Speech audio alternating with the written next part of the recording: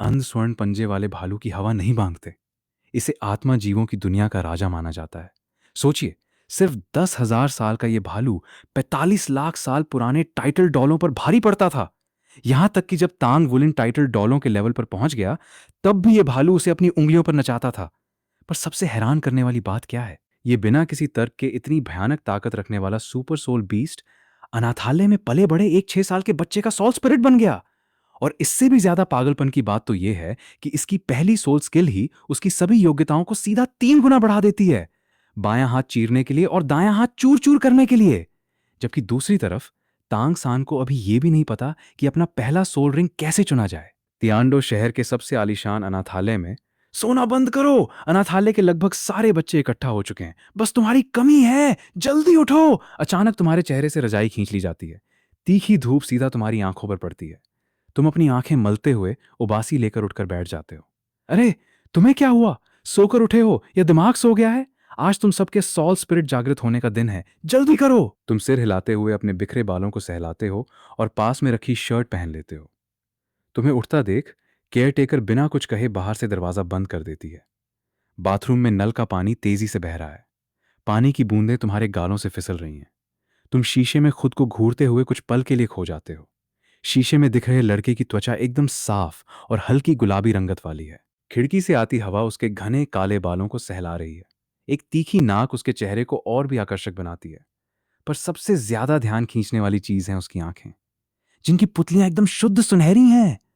पता नहीं क्यों, पर ये आंखें शुरू से ही सुनहरी हैं। क्या सच में ये गोल्डन हेरिटेज है? Something for nothing. तुमने हवा में एक डायलॉग मारा, पर कोई जवाब नहीं आया। तुम निराश होकर तौलिया वॉश बेसिन पर फेंक देते हो और एक गहरी सांस लेते हो। तुम इस डोलो महाद्वीप के मूल निवासी नहीं हो, बल्कि एक दूसरी दुनिया से ट्रांसमिग्रेट होकर आए हो। पिछली जिंदगी में भी तुम अनाथ थे और इस दुनिया में भी वही पुरानी स्क्रिप्ट। माता पिता का कोई पता नहीं।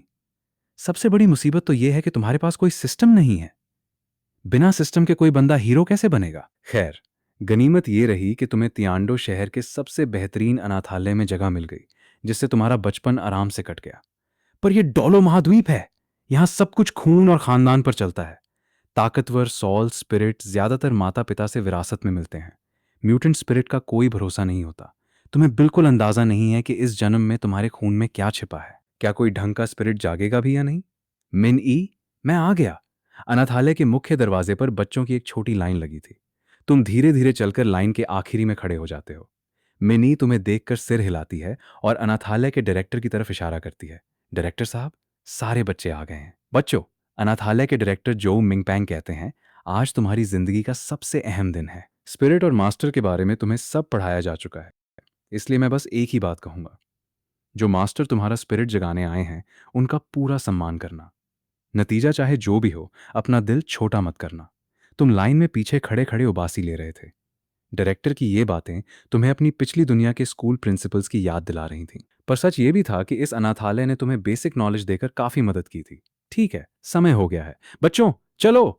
डायरेक्टर और स्टाफ के साथ करीब 10 बच्चे तियांडो शहर के बीचों बीच बने सॉल टेम्पल की तरफ बढ़ चलते हैं। रास्ते में तुम उत्सुकता से चारों तरफ देखते हो। यहाँ की इमारतें चीनी शैली की नहीं, बल्कि यूरोपियन मध्यकालीन गॉथिक स्टाइल की हैं। बड़े बड़े चर्च और महल। पिछले 6 सालों में तुम कभी अनाथालय से बाहर नहीं निकले थे, इसलिए सब कुछ नया लग रहा था। पर जेब में एक फूटी कौड़ी भी नहीं थी, इसलिए सिर्फ देखने के अलावा तुम कुछ कर भी नहीं सकते थे। तभी एक आलीशान बग्घी तुम्हारे पास से गुजरती है।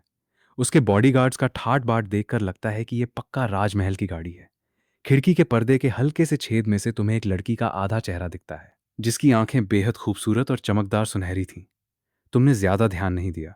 आखिरकार तुम लोग सॉल टेम्पल की मुख्य इमारत के पास पहुंच जाते हो।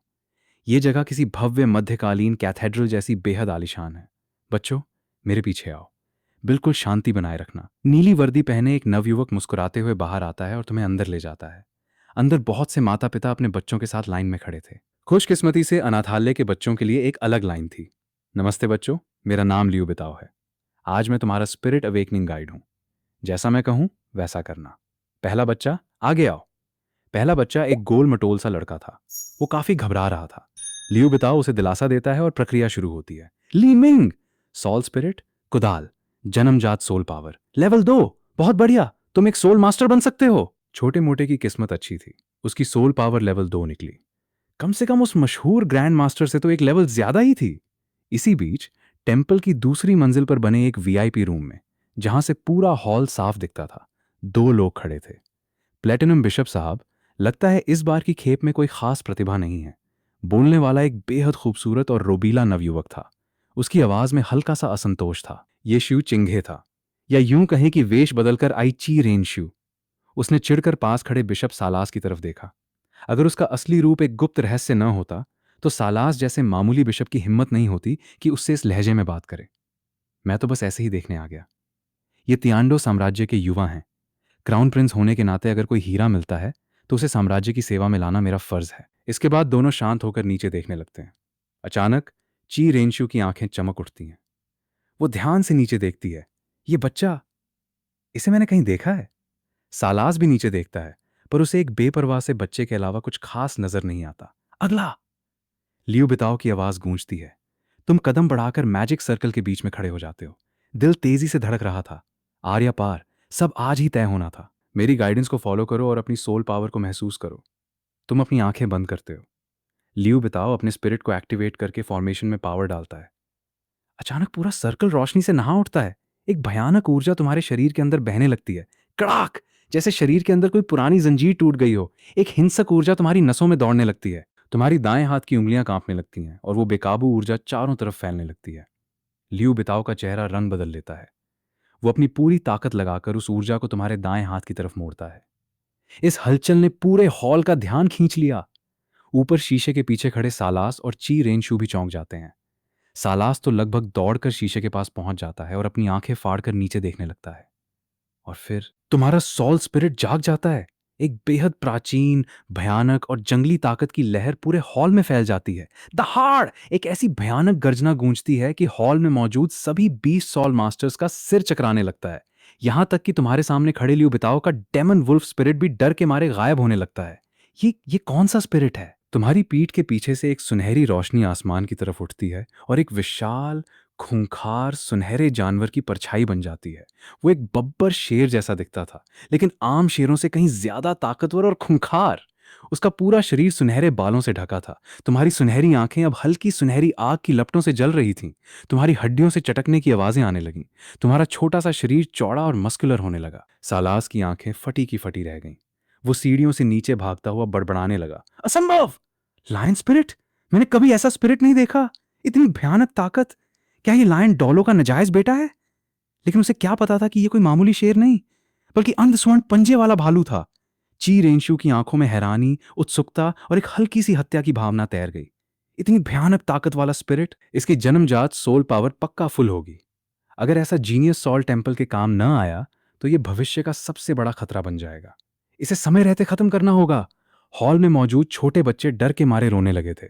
तुम अपने हाथों को देखते हो और उस सुनहरी ताकत को महसूस करते हुए धीरे धीरे मुट्ठी बंद करते हो। तभी तेज कदमों की आवाज आती है। सालास हांफते हुए तुम्हारे सामने आकर रुकता है। बिशप साहब! लियो बिताओ झुक कर प्रणाम करता है, पर सालास उसे पूरी तरह नजरअंदाज करके सिर्फ तुम्हें घूरता है। बच्चे, तुम्हारा नाम क्या है? सालास अपने सख्त चेहरे पर एक जबरदस्ती की मीठी मुस्कान लाने की कोशिश करता है। तुम्हें हंसी आ जाती है। तुम मन ही मन सोचते हो, सालास भाई, अगर हंसना नहीं आता तो मत हंसो, डरावने लग रहे हो।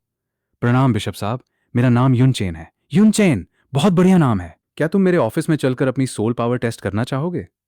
तुम समझ गए थे कि ये तुम्हें अपने पाले में खींचना चाहता है। तुम चुपचाप सिर हिला देते हो। जब सालास तुम्हें ऊपर ले जा रहा था, तब उसे याद आया कि उसके ऑफिस में तो क्राउन प्रिंस शू चिंगे बैठा है। इसलिए वो तुम्हें एक दूसरे प्राइवेट गेस्ट रूम में बिठा देता है। तुम यहां बैठो, मैं सोल पावर मापने वाला क्रिस्टल बॉल लेकर आता हूं। सालास प्यार से तुम्हारे सिर पर हाथ फेरकर बाहर चला जाता है। लेकिन ची रेंशू को दाल में कुछ काला लग चुका था।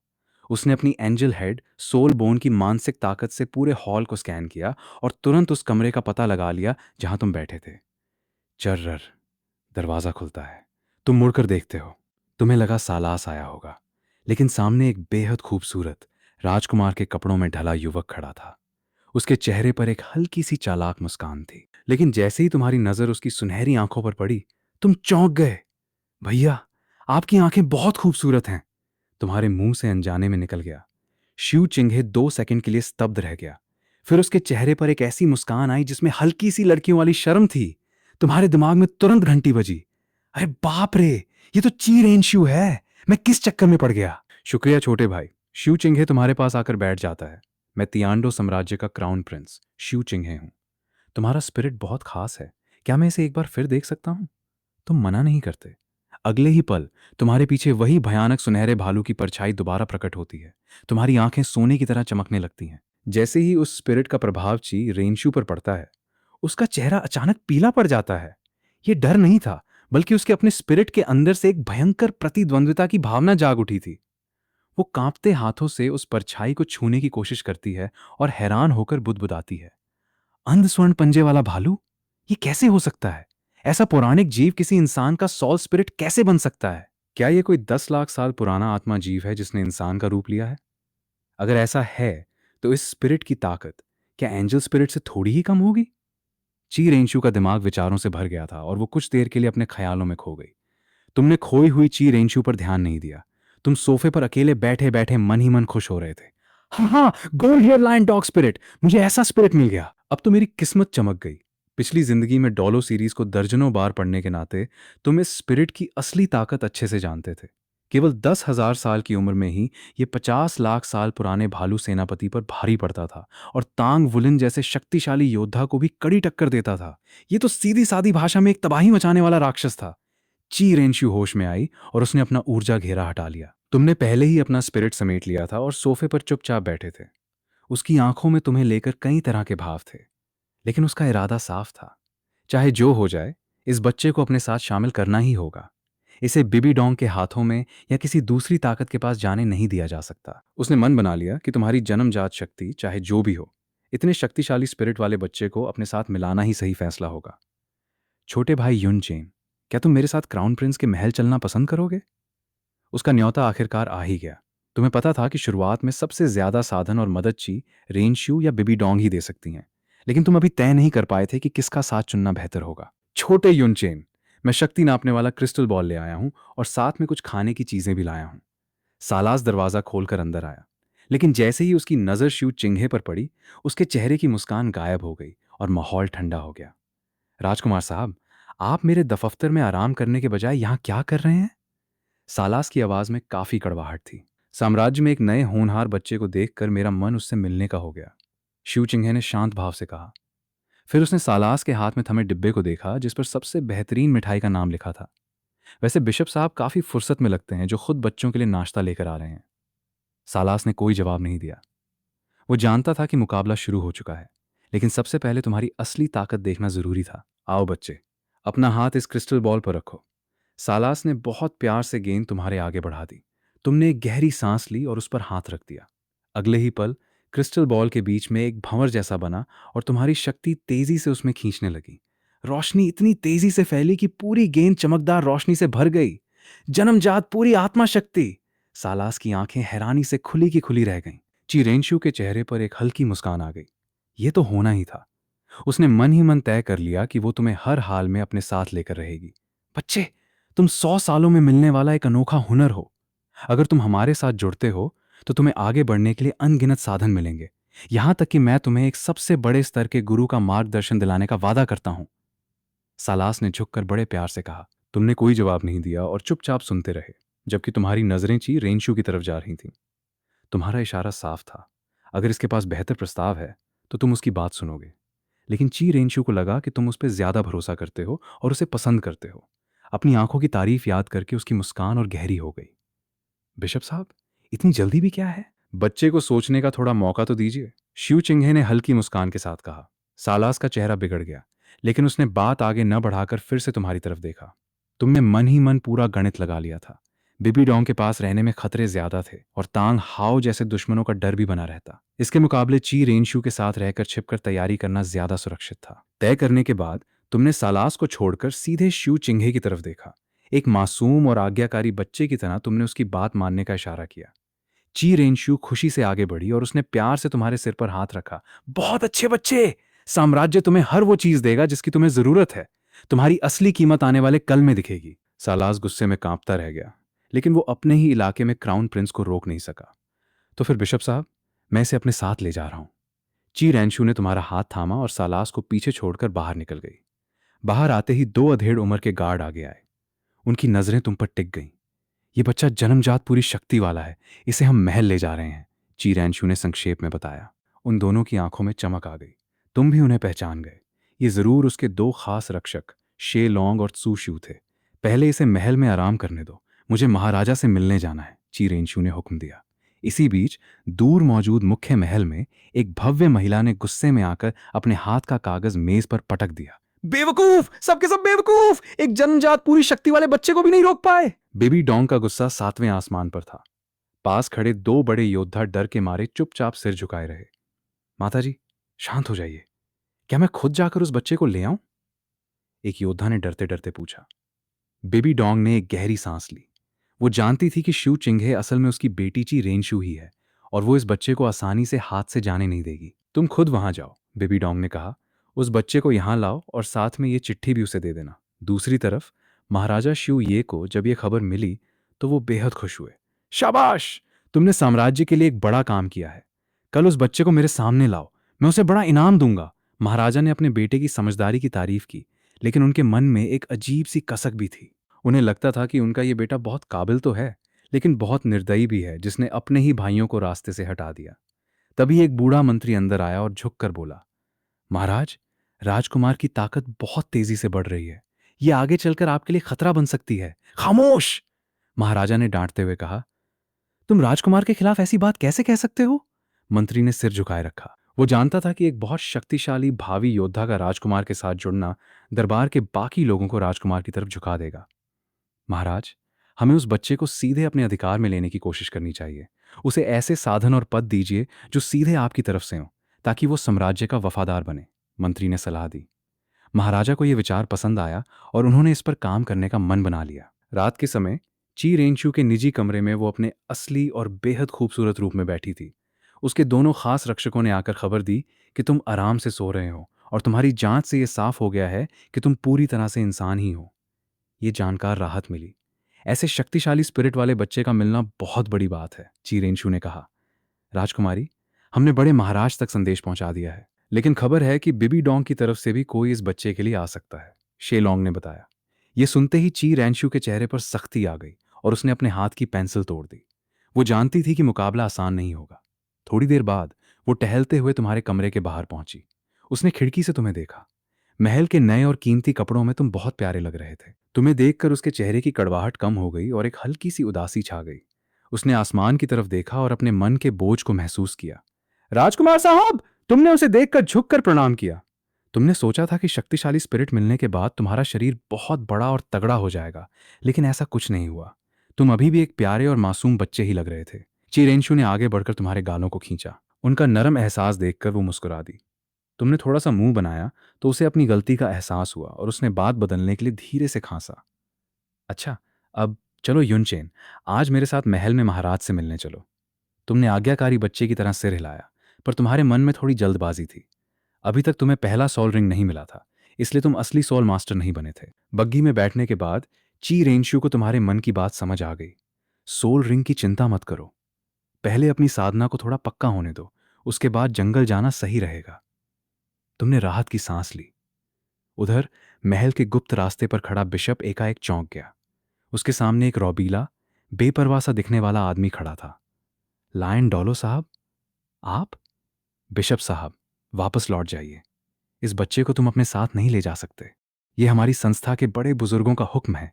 लेकिन यह तो हमारी महारानी का सीधा हुक्म है। लायन डॉलो को गुस्सा आ गया। उसकी विशाल 97वीं स्तर की ताकत का दबाव झटके में चारों तरफ फैल गया। बिशप की हालत खराब हो गई और वो झटके से कई 100 मीटर पीछे जा गिरा। 95 और 97 स्तर की ताकत के बीच जमीन आसमान का फर्क होता है। बिशप, मेरा दिमाग मत खराब करो।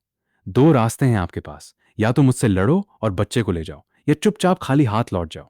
बिशप समझदार था। वो जानता था कि सिर्फ नौकरी के चक्कर में अपनी जान जोखिम में डालना बेवकूफ़ी है। ठीक है महाराज, मैं वापस लौट जाता हूं, लेकिन महारानी की एक निजी चिट्ठी है जो मुझे क्राउन प्रिंस तक पहुंचानी है। चिट्ठी मुझे दे दो, मैं पहुंचा दूंगा। बिशप ने बिना देर किए चिट्ठी सौंपी और देखते ही देखते गायब हो गया। लायन डॉलो उसकी फुर्ती देखकर मुस्कुरा दिया। राजमहल के मुख्य दरबार में महाराज कुर्सी पर बैठे तुम्हें बहुत गौर से देख रहे थे। दरबार में बहुत से बड़े अधिकारी और योद्धा मौजूद थे। सबकी नजरें तुम पर ऐसे टिकी थीं जैसे तुम कोई अनोखा खजाना हो। तुम ही युन चेन हो? आगे आओ। तुमने थोड़ा घबराते हुए साइड में खड़े शू चिंघे की तरफ देखा, एक छोटे बच्चे की तरह जो किसी अपने की ओट ढूंढता है। ची रेंशु ने तुम्हें भरोसा दिलाते हुए सिर हिलाया। उसे मन ही मन बहुत खुशी हो रही थी कि तुम हर बात में उसकी तरफ देखते हो। तुमने अपने चेहरे पर एक मासूम सा गंभीरता का भाव लाया और आगे बढ़े। महाराज, हूं, सुना है तुम साम्राज्य के लिए काम करना चाहते हो? जी, हमारे अनाथालय के डायरेक्टर ने सिखाया है कि साम्राज्य ने हमें पाला है, इसलिए बड़ा होकर देश का नाम रोशन करना चाहिए। बहुत अच्छे! कितना प्यारा और समझदार बच्चा है। महाराज तुम्हारी बातें सुनकर बेहद खुश हुए। तभी पास खड़े एक बूढ़े मंत्री ने कहा, छोटा युनचेन, क्या तुम महल में रहकर महाराज के पास रहना पसंद करोगे? ये एक सीधा दांव था। अगर तुम हां कहते तो तुम सीधे राज परिवार के नियंत्रण में आ जाते। तुमने कोई जवाब नहीं दिया। तुमने सिर्फ घबराहट का नाटक किया और बार बार शू चिंघे की तरफ देखा, जैसे वही तुम्हारा अकेला सहारा हो। बूढ़े मंत्री को बात समझ आ गई कि तुम्हारे दिल में सिर्फ क्राउन प्रिंस के लिए जगह है। ची रैंशू के चेहरे पर हल्की मुस्कान आ गई। नहीं, मुझे प्रिंस भैया के साथ ही रहना है, तुमने रोनी सूरत बनाकर कहा। ची रैंशू ने बात संभाली। पिताजी, महल के नियम बहुत कड़े हैं। ये छोटा बच्चा यहां घबरा जाएगा। इसे मेरे महल में ही रहने दीजिए। ठीक है, तुम बड़े हो, इसकी देखभाल अच्छे से करना। इसके बाद महाराज ने इनाम का ऐलान किया। युन चेन को उसकी वफादारी और प्रतिभा के लिए शाही घराने का सबसे बड़ा पद दिया जाता है। उसे राजकुमारों जैसी सुविधाएं दी जाएंगी, और जब वो अपना पहला सोल रिंग पालेगा तो उसे शाही खजाने से अपनी पसंद की कोई भी चीज चुनने की छूट होगी। ये सुनकर सब हैरान रह गए। शाही खजाने से कोई भी एक चीज चुनने का मतलब था कि तुम्हें वो अनमोल समुद्री खजाना मिल सकता था जो भविष्य में भगवान बनने की चाबी था। तुम्हें एक शाही पहचान की सुंदर सोने पन्ने की मुहर दी गई। तुमने मुहर थामी और सीधे दौड़कर शू चिंघे के पास चले गए। प्रिंस भैया, देखिए कितना सुंदर है ये। इस हरकत ने पूरे दरबार के सामने ये साफ कर दिया कि तुम क्राउन प्रिंस के गुट में हो। ची रेंशू का दिल तुम्हारी इस मासूमियत और भरोसे से पिघल गया। दोपहर बाद ची रेंशू के महल में ची रेंशू अपने असली सुंदर रूप में बैठी थी। तभी लायन डोलो कमरे में दाखिल हुए। शेर दादाजी, आप यहां? हाँ बेटा, बहुत दिनों बाद मिले। जो संदेश तुमने भेजा था, क्या वो सच है?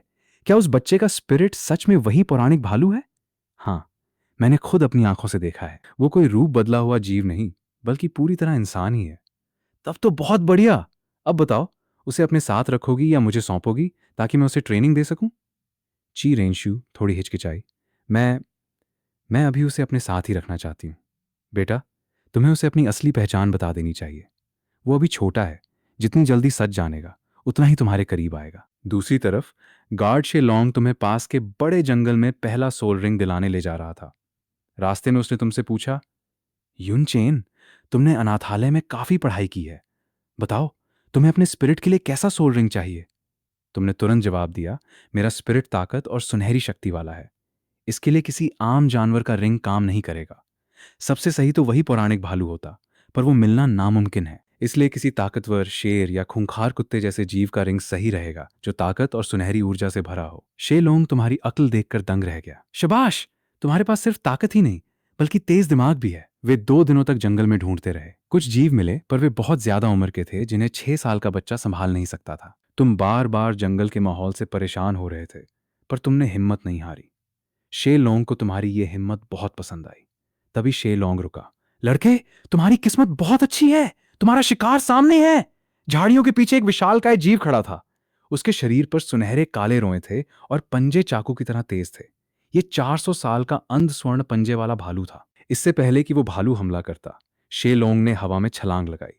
उसने बिना अपना पूरा स्पिरिट निकाले ही एक ही वार में उस खूंखार भालू को जमीन पर पटक दिया और उसकी गर्दन पर वार करके उसे अधमरा कर दिया। लो युन चेन, इसे खत्म करो और अपना पहला सोल रिंग हासिल करो। तुमने उस अधमरे भालू को देखा और हैरान रह गए। 400 साल का इतना खूंखार भालू, और शे लोंग ने इसे सेकंडों में ढेर कर दिया। क्या ये सच में सबसे कमजोर टाइटल डॉलो की बात हो रही है? मुझे तो शक होने लगा है कि ये अंध स्वर्ण पंजे वाला भालू असली भी है या नहीं। इतना कमजोर कैसे हो सकता है? हाँ, पहली बात तो ये छोटा बच्चा था, और दूसरी बात, मैंने अचानक हमला करके इसे भारी चोट पहुंचाई थी। अगर सीधे सामने मुकाबला होता तो इसे मारना इतना आसान नहीं होता। शेलोंग की सफाई थोड़ी अजीब थी। तुम्हें जो बात नहीं पता थी वो ये कि अभी अभी उसने बिना कोई स्पेशल स्किल इस्तेमाल किए अपना सबसे ताकतवर हमला किया था, और फिर भी वो बाल बाल बचा। अगर भालू अपने असली पंजों का इस्तेमाल कर देता तो खेल वहीं खत्म हो जाता। तुम अभी अपने आगे आने वाले कौशलों के बारे में सोच ही रहे थे कि तुम्हें अंदाजा भी नहीं हुआ कि पास खड़ा शे लोंग पसीने पसीने हो चुका था। जब तुमने मुड़कर देखा तो उसके चेहरे की मुस्कुराहट बहुत ही बनावटी लग रही थी। चलिए, छोटे मालिक युन चेन, अब हमें वापस चलना चाहिए। तुमने मन ही मन एक सांस ली और सिर हिला दिया। सच में, अब वापस लौटने का वक्त हो गया था। इस यात्रा से तुम्हें सिर्फ सोल रिंग और सोल बोन ही नहीं मिले, बल्कि जंगल के बाहरी इलाके के रास्ते भी समझ आ गए। उधर सेवन ट्रेजर पवेलियन के अंदर नीन फेंगजी की घबराहट और जल्दबाजी इतनी ज्यादा थी कि वो अपनी पुरानी शराफत और तहजीब भी भूल चुके थे। तलवार मास्टर, क्या ये खबर सच है? हाँ, ये सच है। बिशप सालास ने वूहून पैलेस को खबर भेज दी थी, लेकिन क्राउन प्रिंस ने उससे पहले ही उस बच्चे को अपने साथ ले लिया। ये सुनते ही नीन फेंगजी का चेहरा उतर गया। इतना बड़ा होनहार बच्चा हमारे हाथ क्यों नहीं आया? कोई रास्ता नहीं था। मैंने उस बच्चे की पूरी जानकारी निकाली है।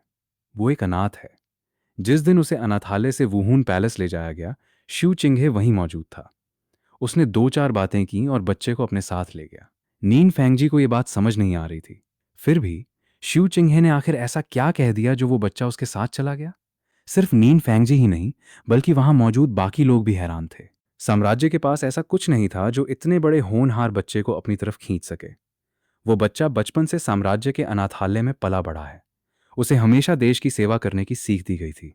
जैसे ही उसने सुना कि शिव चिंघे क्राउन प्रिंस हैं, उसने तुरंत उनके साथ जाने का फैसला कर लिया। नीन फेंगजी के पास बोलने के लिए शब्द नहीं बचे। इतने बड़े बड़े तजुर्बे के बाद भी वो इस सीधे सादे दिमाग को देखकर दंग रह गए। हमें भी कुछ कदम उठाने होंगे, किसी ने कहा। वो बच्चा पूरे हॉल को अपनी ताकत से डरा चुका है। उसका भविष्य बहुत बड़ा है। बस कीजिए, नीन फेंगजी ने बात काटी। हम ऐसा नहीं कर सकते। क्या आपको याद है जब हम जवान थे तब दुनिया कैसी थी? जगह जगह लड़ाई झगड़े होते थे। लेकिन पिछले कुछ सालों से वुहून पैलेस के पास इतने बड़े बड़े योद्धा होने के बावजूद सब शांत है। मुझे डर है कि वे किसी बहुत बड़े तूफान की तैयारी कर रहे हैं। अरे, मैंने कब कहा कि उसे मारना है? मेरा मतलब था कि क्या हम उसे उठाकर अपने पास नहीं ला सकते? नीन फेंगजी का सारा संजीदा माहौल वहीं खत्म हो गया। उन्होंने सामने वाले को ऐसे देखा जैसे वो कोई बेवकूफ हो। उठाकर? क्या आपका दिमाग खराब हो गया है? तुम बूढ़े तलवारबाज, क्या बकवास कर रहे हो? चुप रहिए आप दोनों। नीन फेंगजी ने बीच बचाव किया। कल हम क्राउन प्रिंस के महल चलेंगे और उस छोटे बालक से मिलेंगे। तो हम उसे उठाकर नहीं ला रहे? बिल्कुल नहीं। अगर उठाकर लाए तो साम्राज्य को क्या जवाब देंगे? अगर आप सच में उसे अपना चेला बनाना चाहते हैं तो हम साम्राज्य के साथी हैं ही। आप एक बड़े योद्धा हैं, उसके उस्ताद बनने के लिए बिल्कुल सही हैं। राजकुमार के महल में छोटे युन चेन, शेलोंग, तुम लोग वापस आ गए? ची रेनशु दरवाजे पर टेक लगाए खड़ी थी। उसकी नजरें सीधे तुम पर टिकी थी। प्रिंस भैया, मैं वापस आ गया। तुम दौड़कर उसके गले लग गए। ची रेनशु ने प्यार से तुम्हारे सिर पर हाथ फेरा। सब ठीक से हो गया? पीछे खड़ा शेलोंग थोड़ा घबराया हुआ था। उसे डर था कि कहीं तुम उसकी किसी गलती की शिकायत न कर दो। प्रिंस भैया, जब मैं सोल रिंग हासिल कर रहा था तो मुझे बहुत दर्द हुआ। शरीर से खून बहने लगा था। लग रहा था कि अब नहीं बचूंगा। तुम अपनी तकलीफ को एक कहानी की तरह सुना रहे थे। ची रेनशु की आंखों में एक दर्द और प्यार उमड़ आया। तुमने मन ही मन सोचा, बहन, मुझे पता है तुम लड़की हो और मेरा दर्द महसूस कर रही हो, लेकिन इस मर्द वाले चेहरे के साथ ऐसे भाव मत बनाओ। बहुत अजीब लगता है। ची रेनशु ने धीरे से अपना हाथ पीछे खींच लिया। फिर वो अचानक तुम्हारी तरफ घूमी। उसकी आंखों में एक पक्का इरादा था। वो खड़ी हुई, उसने मुंह खोला, फिर बंद कर लिया। उसके गाल हल्के लाल हो गए। छोटे युन चेन, असल में मैं लड़का नहीं हूं, मैं एक लड़की हूं। तुमने मुंह में लिया पानी सीधे बाहर फेंक दिया। क्या?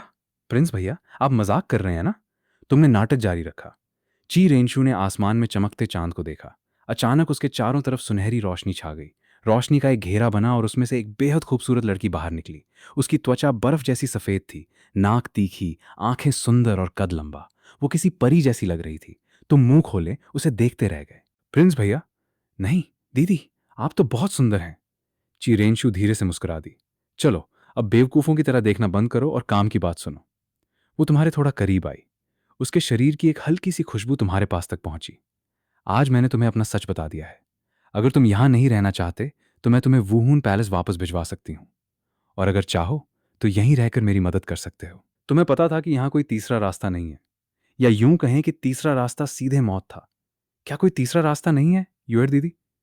तुमने उसे थोड़ा छेड़ा। बिल्कुल है, और वो है मौत। फिर तो रहने ही दीजिए, मुझे अभी और जीना है। तुमने तुरंत हाथ हिलाए। उसकी आंखों में एक अजीब सा अकेलापन था। तो तुम्हारा क्या फैसला है? तुम तो साम्राज्य के वफादार थे, लेकिन मैं साम्राज्य की नहीं हूं। तुमने आगे बढ़कर उसका हाथ थाम लिया। साम्राज्य जैसा भी हो, मुझे उससे मतलब नहीं। मुझे लगा था कि क्राउन प्रिंस एक अच्छे इंसान हैं, इसलिए मैंने उनका साथ चुना। लेकिन अब जब मेरे प्रिंस भैया आप बन चुकी हैं, तो मेरा फैसला नहीं बदला। मैं सिर्फ आपका साथ चुनूंगा, चाहे आपकी पहचान जो भी हो। चिरेंशु 2 सेकंड के लिए हैरान रह गई। क्या तुम सच कह रहे हो? हाँ, बिल्कुल सच। उसने एक कदम आगे बढ़ाकर तुम्हें दीवार से सटा दिया। उसका लंबा साया तुम पर पड़ रहा था। अरे, इतने पास मत आइए। तुम्हारा चेहरा गर्म हो गया और तुमने मुंह दूसरी तरफ घुमा लिया। चिरेंशु तुम्हें शर्माते देखकर हंस पड़ी। छोटे बुद्धू, अभी तुम मुझे पूरी तरह जानते भी नहीं हो और वफादारी की कस्में खा रहे हो। ऐसे तो कोई भी तुम्हें बेवकूफ बना देगा। तो योर दीदी, आपका असली स्पिरिट क्या है? तुमने पूछा, हालांकि तुम पहले से जानते थे। 6 पंखों वाला देवदूत। उसकी पीठ के पीछे से सुनहरी रोशनी निकली और 6 पंखों वाले देवदूत की विशाल परछाई बन गई। उसके चारों तरफ 5 सोल रिंग्स तैरने लगे। वो सिर्फ 15 साल की उम्र में ही सोल किंग बन चुकी थी। वाह, 15 साल की उम्र में ही सोल किंग! आप तो सच में कमाल हैं। ची रेंशु तुम्हारी तारीफ सुनकर थोड़ी शर्मा गई। दीदी, क्या आप आगे चलकर भगवान बन सकती हैं? शायद। उसने खिड़की के बाहर देखा। तुम्हें पता था कि उसके दिल में कितना बोझ है। अपने परिवार के झगड़ों और अपनी मां की नफरत के कारण वो यहां छिपी हुई थी। मुझे पूरा यकीन है, आप एक दिन जरूर भगवान बनेंगी। ची रेंशु की आंखें थोड़ी नम हो गईं। मेरे पिता मुझे छोड़ गए, दादाजी हमेशा दूर रहते हैं, और मेरी माँ, किसी ने आज तक मुझे इस तरह समझा नहीं। तुम पहले इंसान हो जो मेरे साथ हो। दीदी, क्या आपका कोई और साथी भी है? तुमने मासूमियत से पूछा। नहीं, मेरे पास सिर्फ तुम हो। तुम मेरे अकेले और खास साथी हो। हाँ हाँ, मुझे पता था। तो क्या इस खास साथी को कोई बड़ा पद नहीं मिलेगा? तुम हंसते हुए बोले। अच्छा, तुम्हें कौन सा पद चाहिए? चीरेंशु ने प्यार से पूछा। मुझे सदर ए रियासत रीजेंट बनना है। चीरेंशु थोड़ी हैरान हुई, फिर हंसकर बोली, ठीक है, आज से तुम मेरे रीजेंट हो। तुम मन ही मन बहुत खुश हुए। इस पद का मतलब था कि भविष्य में तुम वुहून पैलेस की पूरी ताकत का इस्तेमाल कर सकते थे। चलो, अब मुझे एक बार गले लगाने दो। चीरेंशु ने तुम्हें अपनी बाहों में भर लिया। तुम सिर्फ मेरे हो, समझे? उसकी आवाज में बहुत प्यार था, लेकिन एक हल्की सी जिद भी थी। और आप भी सिर्फ मेरी हैं, दीदी। तुमने पलटकर जवाब दिया। चीरेंशु के कान लाल हो गए, पर उसने मना नहीं किया। रात को अपने कमरे में पहुंचकर तुम बिस्तर पर लेट गए और सोचने लगे। आज का दिन बहुत खास रहा। मुझे पहला सोल रिंग मिला, सोल बोन मिली, और सबसे बड़ी बात, चीरेंशु ने अपना सच मुझे बता दिया। हमारे बीच का रिश्ता अब बहुत गहरा हो चुका है, लेकिन अगर मुझे उसके साथ खड़े होना है, तो मुझे और ताकतवर बनना होगा। सिर्फ किसी के सहारे रहकर काम नहीं चलेगा। तांग सान, मुझे माफ करना। मैं तुमसे दुश्मनी नहीं करना चाहता था, लेकिन अब जब मैं ची रेंशु का खास साथी बन चुका हूं, तो मुझे तुम्हारे खिलाफ खड़ा होना ही पड़ेगा। तुम्हारे रास्ते में अब मैं आऊंगा। तुम पूरी तरह तैयार थे, क्योंकि तुम्हारे पास वूहुन पैलेस की ताकत थी, तुम्हारा अपना ताकतवर स्पिरिट था, और सबसे बड़ा हथियार, तुम्हारी समझदारी थी। अब तुम्हें टाइमलाइन पूरी तरह समझ आ चुकी थी। मूल कहानी में ची रेंशु तांगसान से लगभग 9-10 साल बड़ी थी। अभी वो 15 साल की है और तुम 6 साल के। यानी तुम और तांगसान लगभग एक ही उम्र के हो। इस टाइमलाइन के हिसाब से तांगसान को आगे चलकर जितने भी खजाने मिलने वाले थे, तुम उन सबको समय से पहले ही अपने कब्जे में ले सकते थे। जैसे ice and fire yin Yang well. इसके लिए पहले ची रेंशु से जड़ी बूटियों की किताब लेनी होगी, फिर दुगु बो से संपर्क करना होगा। अगर इसमें बात न बनी, तो सीधे गॉड हॉल के बुजुर्गों को खबर करके उस जगह पे कब्जा कर लो।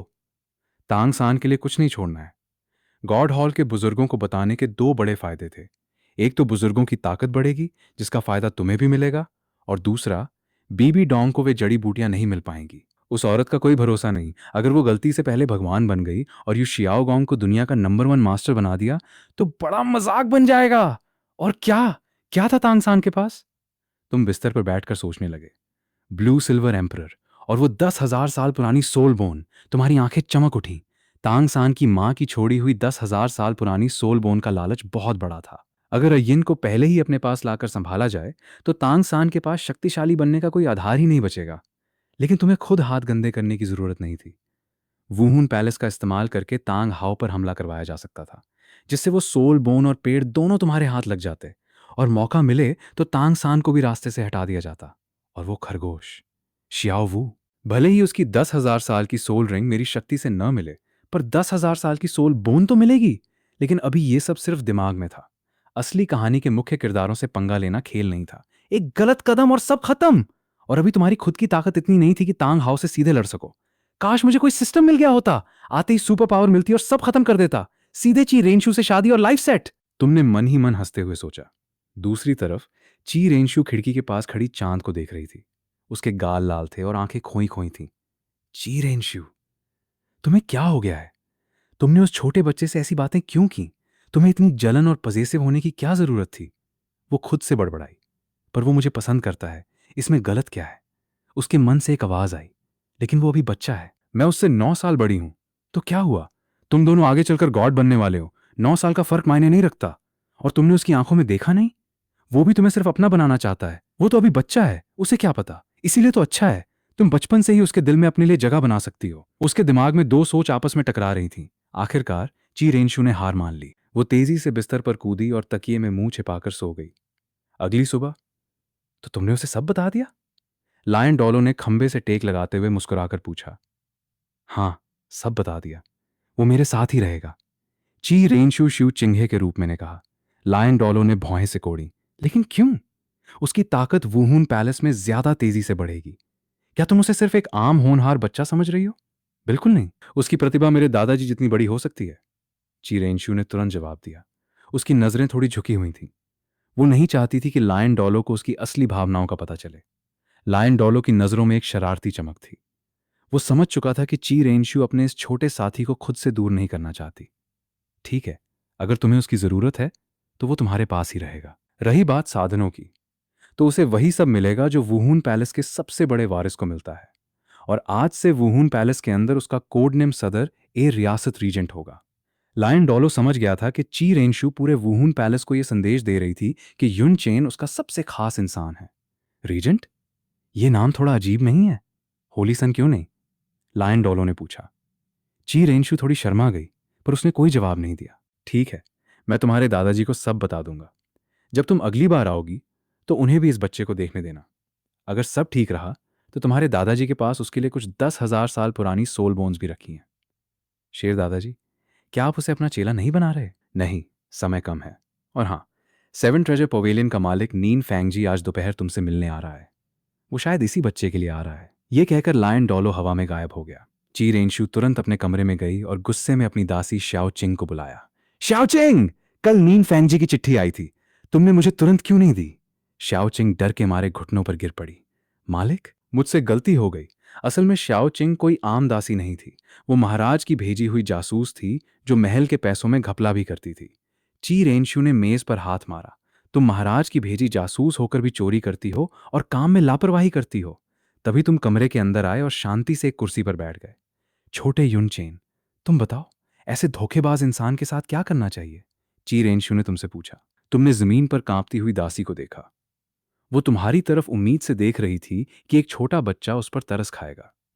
तुम मुस्कुराए, एक बहुत ही मीठी और मासूम मुस्कान। दासी को लगा कि वो बच गई, लेकिन तुम्हारे मुंह से जो निकला उसने उसके होश उड़ा दिए। राजकुमार भैया, साम्राज्य के नियमों के मुताबिक धोखा देने और चोरी करने की सजा सिर्फ एक ही है। इसे तुरंत मौत के घाट उतार दिया जाए। दासी का चेहरा पीला पड़ गया। इतने छोटे बच्चे के मुंह से इतनी ठंडी बात सुनकर ची रेंशु भी दिल ही दिल में हैरान और खुश हुई। तुम सिर्फ ताकतवर ही नहीं, बल्कि वक्त पड़ने पर कठोर फैसले लेना भी जानते थे। नहीं, आप मुझे नहीं मार सकते, मुझे महाराज ने भेजा है। दासी चिल्लाई। तुमने जेब में हाथ डाले डाले ठंडे स्वर में कहा, महाराज ने तुम्हें काम करने भेजा था, चोरी करने नहीं। तुमने खुद अपनी कब्र खो दी है। ची रेंशु ने सिपाहियों को इशारा किया और दासी को खींचकर बाहर ले जाया गया। दोपहर को ची रेंशु फिर से अपने असली सुंदर रूप में तुम्हारे कमरे में बैठी थी। जब से तुमने उसका सच जाना था, वो तुम्हारे सामने बिना किसी नकाब के रहना पसंद करती थी। आज दोपहर नीन फेंगजी आ रहा है। वो मेरा उस्ताद है, लेकिन उसका असली मकसद तुम हो। तैयार रहना। और उस दासी का क्या हुआ? तुमने पूछा। उसे मार दिया गया है। मैंने महाराज को खबर भेज दी थी और महाराज ने तुम्हारी समझदारी की बहुत तारीफ की है। उन्होंने कहा कि तुम बहुत होशियार और निडर बच्चे हो।